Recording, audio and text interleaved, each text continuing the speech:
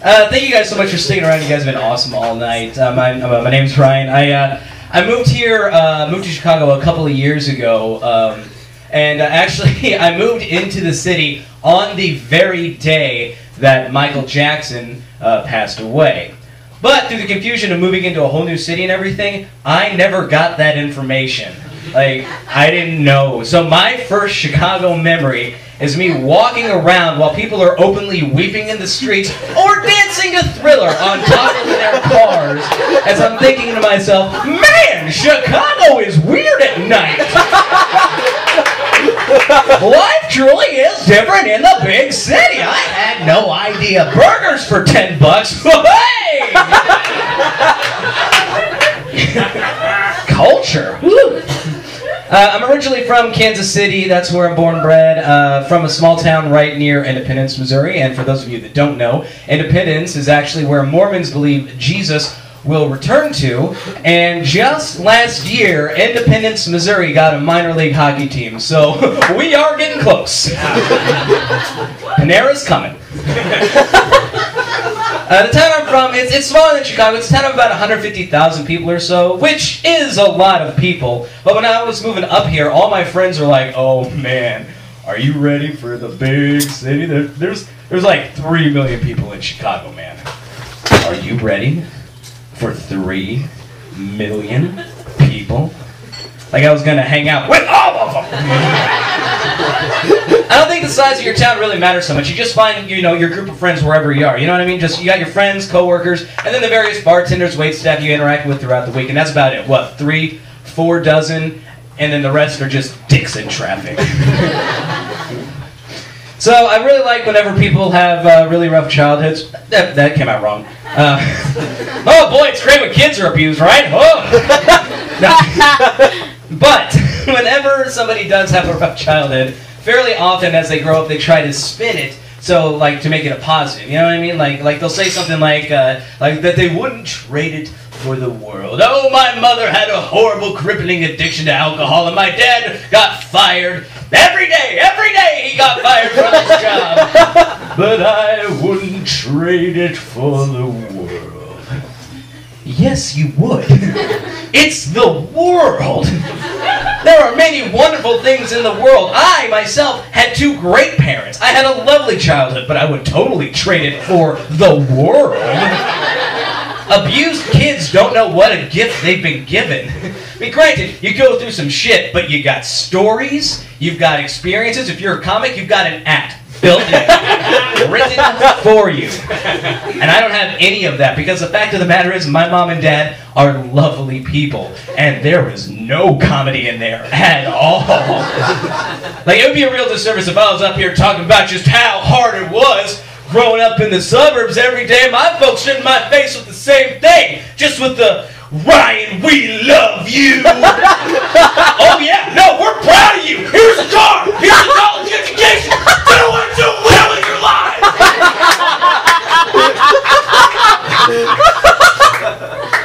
Yeah, it was rough. I do have a couple of parents. I think it's showbiz.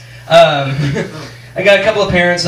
My parents' names are Nancy and Bert, which is perfect because I totally look like the product of a Nancy and a Bert. The Walker family crest is just a pair of khakis holding an umbrella with a banner saying, "Always be prepared."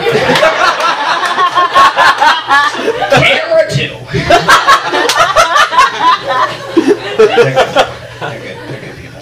I'm actually coming up on about a bit of a year anniversary. It's been about a year since I got mugged on my way to a comedy show. What have you done for art? A guy put a gun in my face, got my cell phone, which sucked. He also got my wallet, so when I called to cancel my debit card, I found out the first thing this guy did was he grabbed his buddies and they just went straight to Taco Bell. 'Cause, thug life.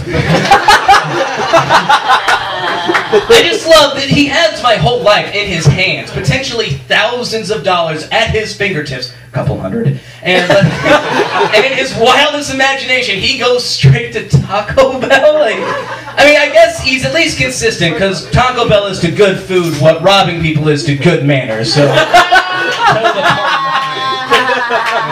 least makes sense, He also got my iPod, and right there, the joke's on him, because I've got crappy taste in music.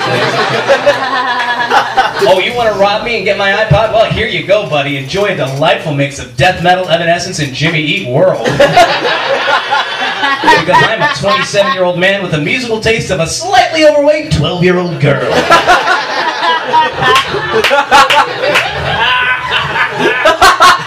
Have at it. You're welcome. So I finally, got all that stuff squared away, and but Chicago has been kind of rough to me because, like, after I got everything squared away, about 3 months ago or so, my apartment flooded. Oh boy!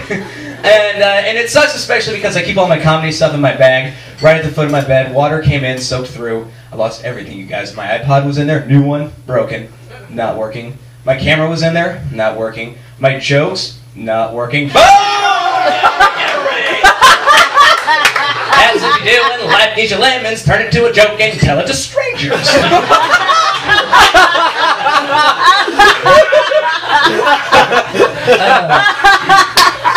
My neighbor Maria, she's a sweet old Guatemalan lady. She lives right above me. She knew I was having a hard time, so she brought me down what she described as a traditional treat from her native land of Guatemala. And what she brought me was this mug that had warm milk with rice in it. Oh, perfect, Maria. Because what's the one thing milk's missing? You got it! Texture! She's sweet, though. She's very sweet. I just started a new job. I work as, I go to different people's houses and pick up their stuff. I'm a maid. I'm a dude maid. I clean up your pubes. You're welcome. And I'm a male maid, much to the disappointment of horny stay-at-home dads across the city. I can't tell you how many times I've been greeted at the door with a depressed, oh.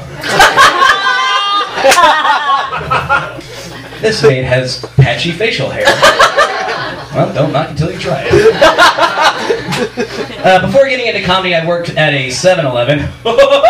Thanks, college. I worked at a 7-Eleven, and everybody that I worked with there thought that I was gay because I would never hit on any of the hot girls that came in, like, ever. And it's weird trying to explain to your boss and coworkers, like, guys, I'm not gay. I'm ashamed.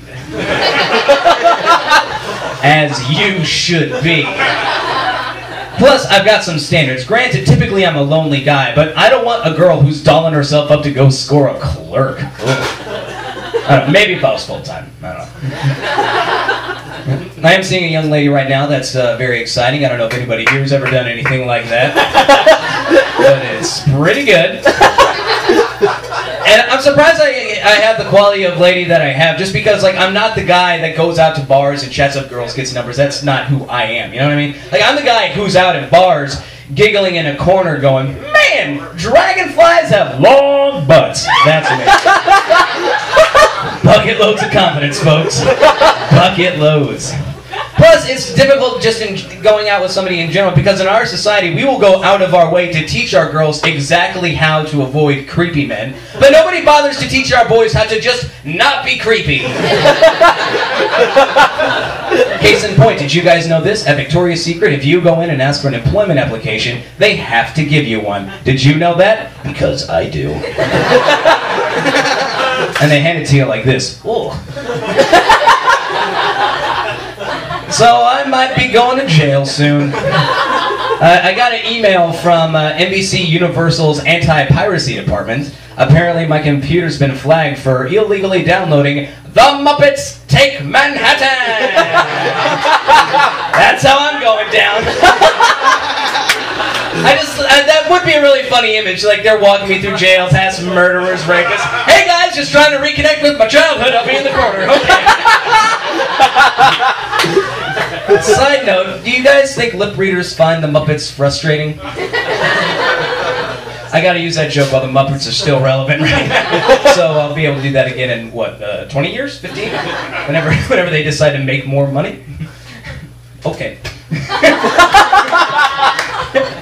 You were right. But they sent it to me as an email, which is ridiculous, just because I mean, and they used, it had a lot of strong language, used words like, you know, facing possible jail time and fines of up to $150,000, which is horseshit. I mean, I love the Muppets, don't get me wrong, but that movie wasn't worth $19.99 at Best Buy. That's why I stole it. But they also dared to call what I did piracy. I mean, which is ridiculous. It's just illegal. It is hardly swashbuckling. I am not a buccaneer looking to score some loot. I live in a basement and I'm lonely.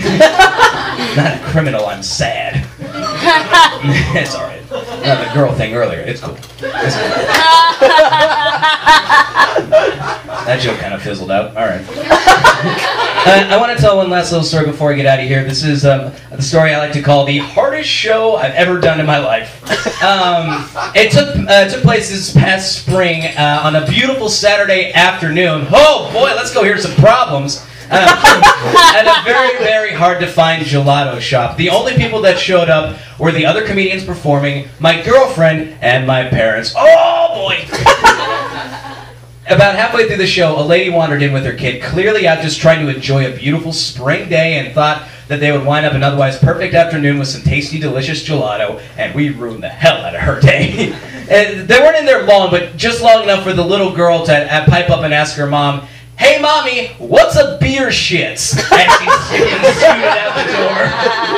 And it was great to be on stage and to look out and to watch my parents watch my dreams die. But I wouldn't change it for the world. You guys keep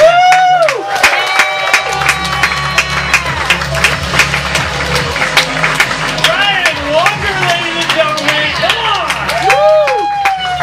He's an idiot though, right? Yeah. He's an idiot.